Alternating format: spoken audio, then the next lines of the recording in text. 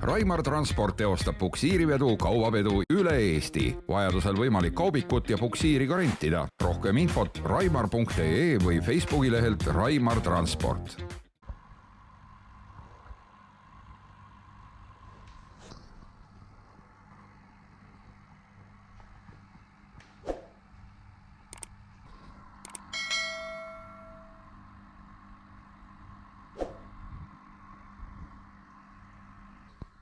Need on siis meie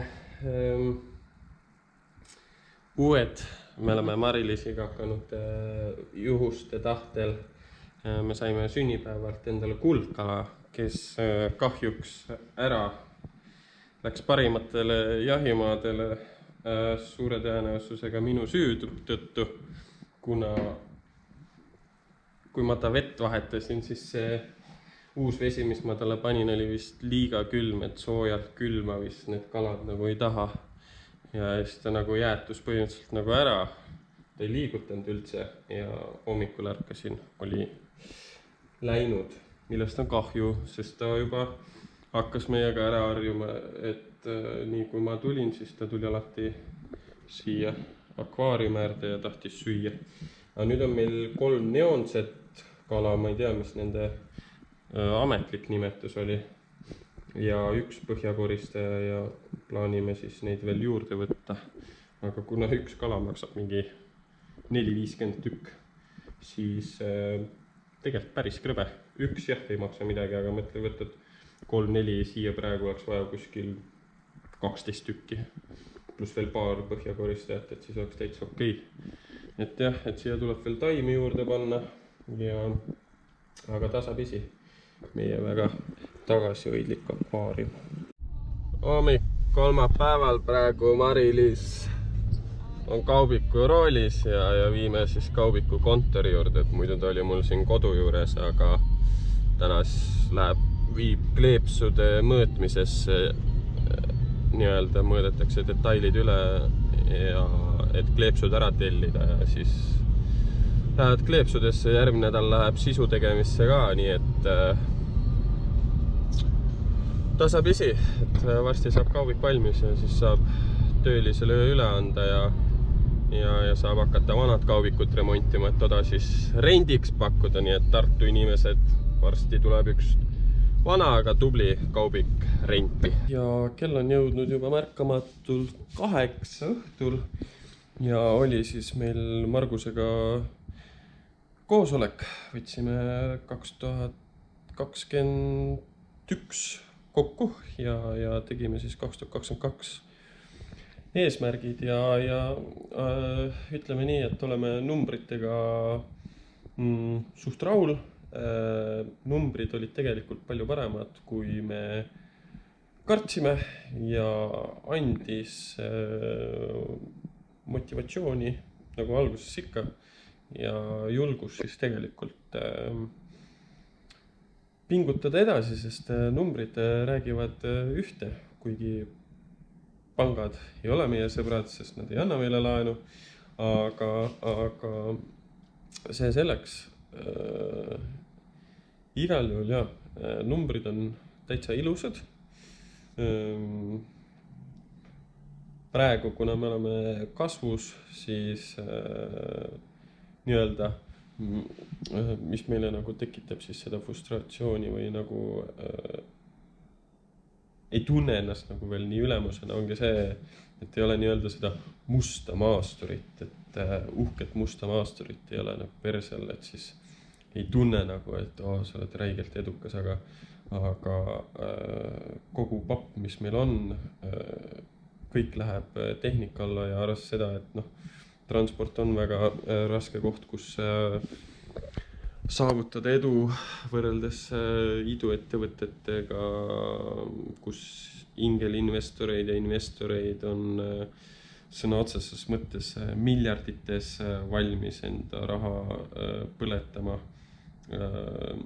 võrreldes vana klassikalise tööga, mis ka tegelikult on eluliselt väga tähtis.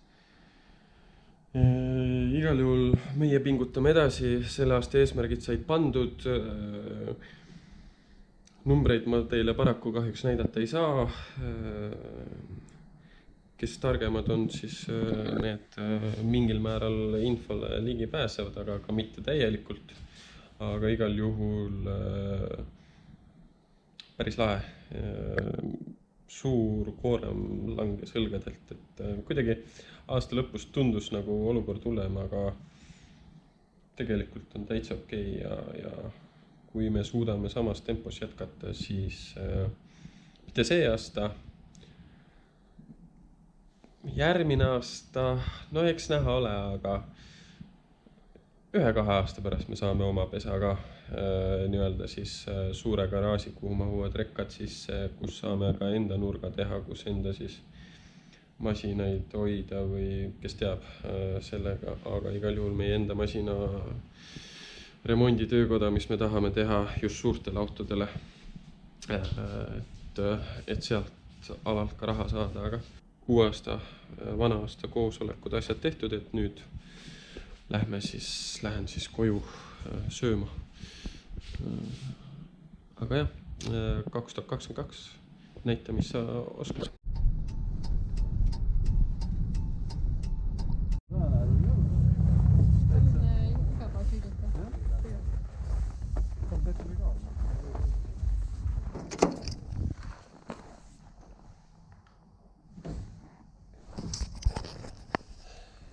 Stange.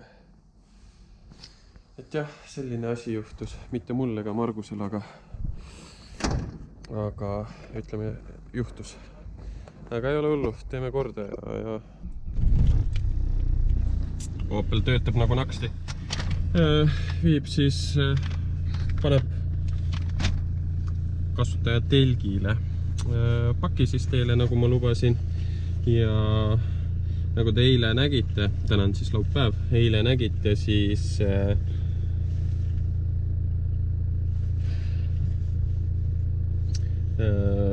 kaubik sattus avariisse. Et väga midagi hullu ei ole, et aga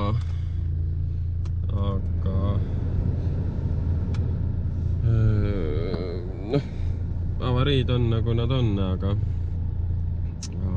ebameeldiv on ikka ja ebamugav ja rahaline kulu, mida ei ole arvestanud, aga